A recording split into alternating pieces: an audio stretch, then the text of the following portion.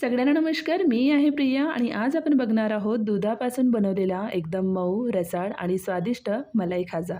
बाजारात मिळणाऱ्या खाज्यापेक्षा हा घरच्या घरी अगदी सोप्या पद्धतीने तयार होतो. एकदा ही रेसिपी करून पाहिली तर पुन्हा पुन्हा बनवाल. चला तर मग वेळ न घेता झटपट तयार होणाऱ्या रेसिपीला सुरुवात करूया. तर सुरुवातीला गॅसवरती कढई ठेवायचा आहे.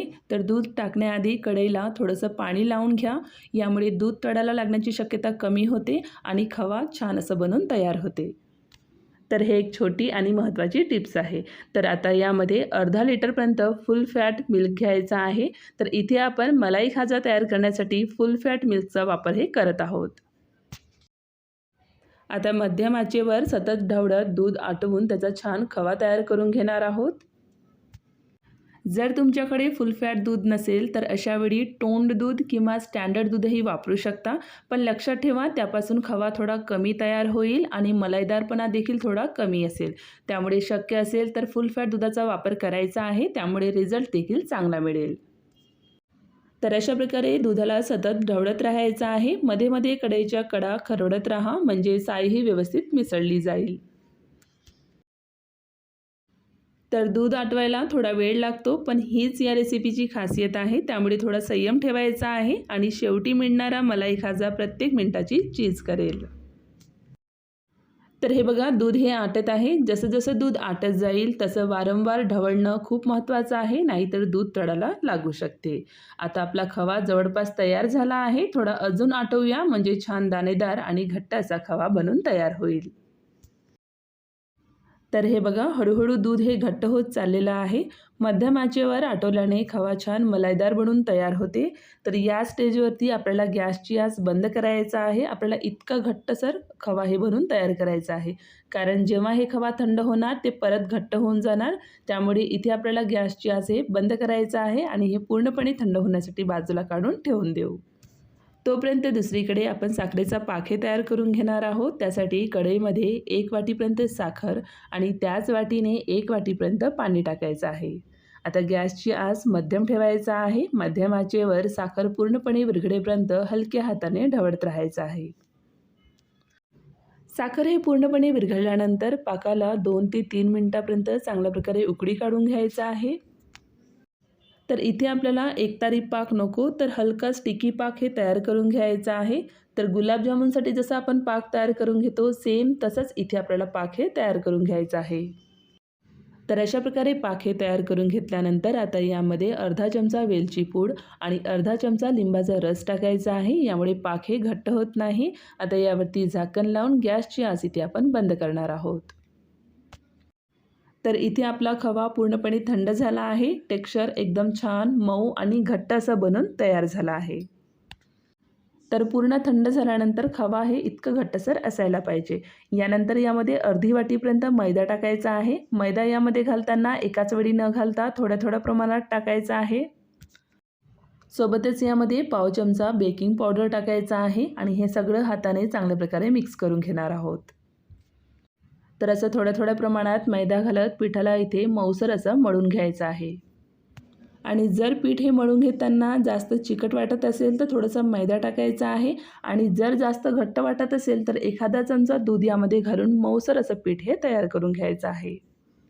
तर अर्धी वाटीपर्यंत मैदा इथे बरोबर झालेला आहे. जर पीठ इथे चिकट वाटत असेल तर थोडंसं मैदा इथे तुम्ही वाढवू शकता. तर गुलाबजामुनसाठी जसं आपण पीठ हे तयार करून घेतो सेम तसंच पीठ इथे आपल्याला तयार करून घ्यायचं आहे. आता यावरती झाकण लावून 5 ते 10 मिनिटापर्यंत हे ठेवून द्यायचं आहे. 5 ते 10 मिनिटानंतर तयार झालेला पिठाचा एक छोटासा गोळा घ्यायचा आहे. तर सुरुवातीला बोटाच्या टोकांनी हलक्या हाताने प्रेस करायचा आहे, जास्त दाबायचा नाही. आता दोन्ही हाताच्या तळव्यामध्ये हलक्या हाताने फिरवत छान गोल गोळा हे तयार करून चपटा आकार द्यायचा आहे. तर अशा प्रकारे चपटा आकार द्यायचा आहे आणि इतकं जाडसर ठेवायचं आहे. आता प्रत्येक खाज्याच्या मधोमध बोटाने हलकासा दाब द्यायचा आहे. यामुळे तळताना खाज्याला सुंदर आकार मिळतो आणि तो सारखा शिजण्यास मदत होते. तर इथे आपल्या आवडीनुसार खाजेचा आकार लहान किंवा मोठ्या आकारामध्ये आपण हे ठेवू शकतो. तर उरलेल्या पिठाचे देखील याच पद्धतीने सगळे खाजे हे तयार करून घेणार आहोत. तर इथे अर्धा लिटर दुधापासून आणि अर्धी वाटी मैद्यापासून इथे आपण 13 खाजे हे बनवून तयार केलेले आहेत. तर अशा प्रकारे हे सगळे तयार करून घेतल्यानंतर आता आपण हे तळून घेणार आहोत। तर हे तळण्यासाठी एका कढईमध्ये पुरेसे तेल हे गरम करून घेतलं आहे। तेल खूप कडक गरम नसावा, हलकं गरम तेलामध्ये खाजे हे सोडायचं आहे।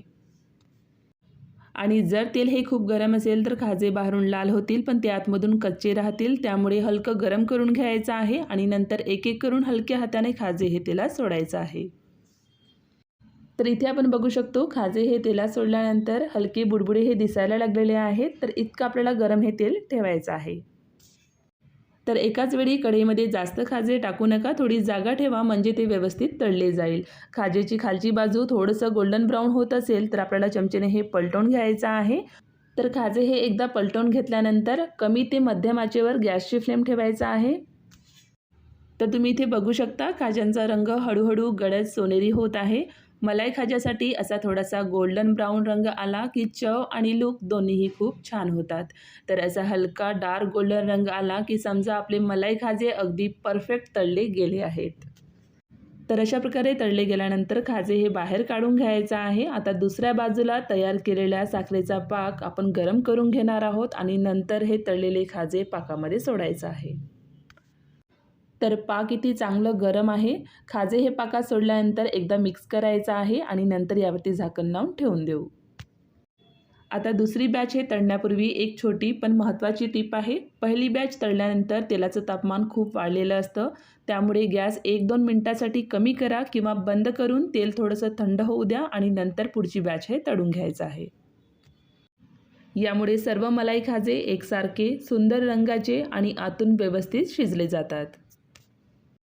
तर अशा प्रकारे दुसरी बॅच देखील तळून घेतल्यानंतर आता तळलेले मलाई खाजे साखरेच्या पाकामध्ये घालायचं आहे। त्यानंतर गॅस पुन्हा सुरू करून मंद आचेवर 1 ते 2 मिनिटे हलकी उकळी येऊ द्यायचं आहे।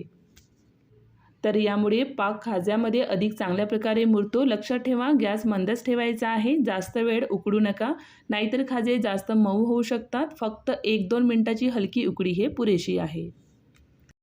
1 ते 2 मिनिटानंतर गॅसची आच हे बंद करायचा आहे आणि यावरती झाकण लावून 1 ते 2 तासासाठी आपण हे ठेवून देणार आहोत। तर हे बघा पूर्ण 1.5 तासानंतर आपले मलाई खाजे किती सुंदर तयार झाले आहेत। साखरेचा पाक प्रत्येक खाज्यामध्ये छान मुरला आहे, त्यामुळे ते एकदम रसाळ, मऊ आणि चमकदार दिसत आहे। तर या व्हिडिओमध्ये सांगितलेल्या पद्धतीने जर तुम्ही ही रेसिपी ट्राय करत असाल तर पहिल्या प्रयत्नामध्ये 100% परफेक्ट असे खाजे बनून तयार होणार। तर एकदा तुम्ही ही रेसिपी करून पाहिली तर बाजारातील मलाई खाजा घ्यायची गरज पडणार नाही। प्रत्येक घासात खव्याची चव आणि पाकाचा गोडावा अप्रतिम लागतो। तर हे रेसिपीला नक्की ट्राय करून बघा आणि तुमचा अनुभव कमेंट्समध्ये सांगा। पुन्हा भेटूया अशाच एका नवीन आणि चविष्ट रेसिपीसोबत। धन्यवाद।